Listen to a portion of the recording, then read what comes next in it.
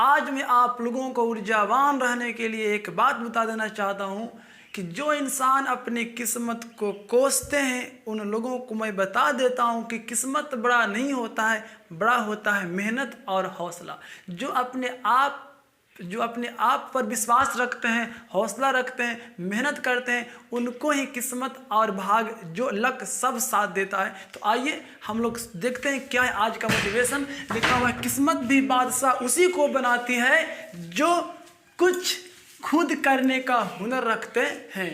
तो आज से आप लोग किस्मत को मत कोसिएगा, कोसना है तो मेहनत को कोसो। आप खुद से करो मेहनत, आपको किस्मत भाग लक सब कुछ साथ देगा और एक दिन आप सफलता को प्राप्ति जरूर कर पाएंगे। तो आइए आज का सेशन हम लोग माध्यिका किस प्रकार से निकालेंगे, इसको कैसे निकालेंगे आइए सीखते हैं। तो देखो लिखा हुआ है माध्यिका कहते हैं किसको? माध्यिका जब चर मानों को आरोही या अवरोही क्रम में सजाया जाता है तो ठीक उसके बीच वाले मान को ही माध्यिका कहते हैं। पहले चर मान को सजा लेंगे और जो बीच में आएगा वह उसकी माध्यिका होगा। आशा करते हैं समझ में आ गया होगा। अब चलते हैं एग्जाम्पल लिखा हुआ 3 4 2 8 9 11 7 15 13 की माध्यिका निकालें। तो ये देखिए इसका निकालते हैं। माध्यिका आपको दिखाई दे पड़ रहा होगा कि चर मान जो है ये किसी भी क्रम में नहीं है। क्रम में लाने के लिए इसको पहले सजाते हैं, पहले आरोही या अवरोही क्रम में करते हैं। आरोही क्रम या अवरोही क्रम में, मतलब आरोही मतलब बढ़ते होता है, अवरोही मतलब घटते होता है। करते हैं आरोही क्रम में सजाने पर।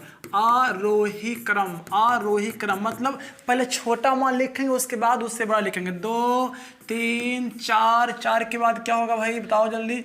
4 के बाद होगा यहाँ पर 7 के बाद 8 के बाद 9 के बाद 11 के बाद 13 के बाद 15। ये हो गया बढ़ते क्रम और आरोही क्रम में। देखिए आप सजा चुके हैं। अब गिन लो 1 2 3 4 5 6 7 8 9 हो गया। अब बीच में कौन सा मान है? बीच में आप जो मान देख रहे हैं वही आपका माध्यिका होगा। तो आप गिनिए, 4 को इधर से कटेगा, 4 को इधर से कटेगा और जो बीच में बच गया यही आपका माध्यिका हो गया और जिस आंसर हो गया। ठीक है, समझ में आ गया होगा तो चैनल को सब्सक्राइब और लाइक। आइए प्यारे बच्चों चलते हैं क्वेश्चन नंबर 2। आप देख रहे हैं जैसा कि लिखा हुआ है 3 5 11 7 13 8 9 12 का माध्यिका ज्ञात करें।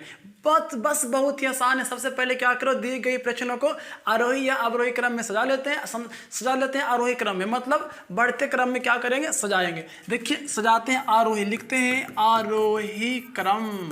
तो सबसे पहले आरोही क्रम जो होता है ना वो छोटा से बड़ा चलेंगे। तो इसमें सबसे छोटा क्या है? 3 है। 3 के बाद देख लीजिए 5 के बाद 7 के बाद 8 के बाद कहीं पर 9 के बाद 11 के बाद लिखा हुआ है 12 के बाद लिखा हुआ है 13 के बाद ये 14। अब सबको पहले गिन लीजिए, काउंटिंग कर लीजिए।